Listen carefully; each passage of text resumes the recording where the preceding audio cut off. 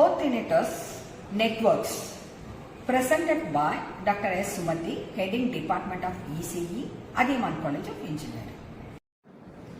So under this unit, these are the topics covered: distributed embedded architecture, hardware-software architecture, networks for embedded system, I2C, CAN bus, SHARP link ports, Ethernet, Internet, design example, for example, elevator controller.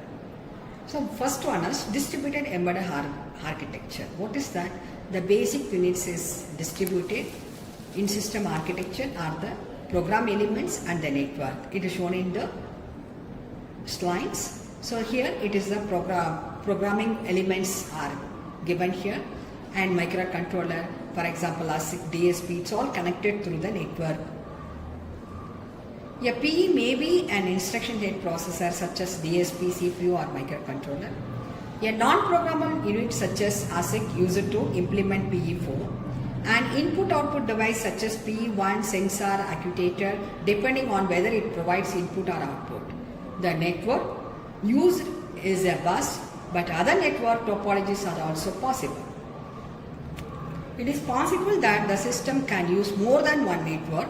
The connections between the processing elements provided by the network as a communication link. The system of PEs and networks forms the hardware platform on which the application runs. This is hardware and software architecture shown in the slide. Actually, it is first to start with the point-to-point link, establishes a connection between exactly two PEs. The point-to-point links are simple to design because they deal with only two components. The figure given below is a simple example of distributed embedded system built from point-to-point links. The input signal is sampled by the input device and passed to the first digital filter F1 over a point-to-point link. The results of that filter are sent through a second point-to-point link to filter F2. The results in turn are sent to the output device over a third point-to-point link. A digital filtering system requires that its outputs arrive at strict intervals, which means that filters must process their inputs in a timely fashion. Using point-to-point connection allows both F1 and F2 to receive a simple and sample and second new output at the same time without worrying about collisions on the time communication network. It is possible to build a full duplex point-to-point connection that can be used for simultaneous communication in both directions between the two PEs. A bus is more general form of network synthing. It allows multiple devices to be connected to it.